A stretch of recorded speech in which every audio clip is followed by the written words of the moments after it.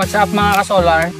Ako si Engineer Ryan. Subong adlaw, ipakita ko kung paano mag-harvest ang solar panel kag paano siya gakadto sa inyo balay.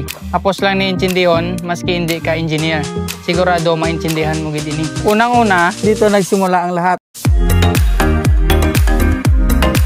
Kung ginaigo sang adlaw ang solar panel, naga-produce ini sang direct current or DC power, tapos amo ni ang nagahatag sang energy nga maga-supply sa inyo nga balay. Amo ni ang inverter, amo ni siya ang brain sang solar setup. Siya ni ang naga-convert sang DC to AC para magamit naton sa mga appliances kagaya ng TV, ref, aircon, electric fan at saka other appliances.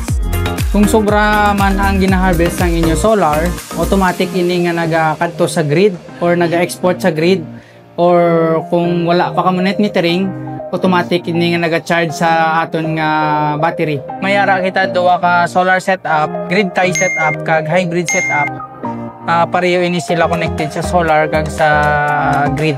Ang nami isa mo ni nga setup, environment friendly, matipid, reliable. Samtang nagataas ang bili ka kuryente, ikaw naman nagatipon ka sang savings mo sa adlaw. So next time kung makakita ka sang solar panel sa bubong sa mga balay, ang ina nga balay libre nga nagakuha sang power halin sa adlaw.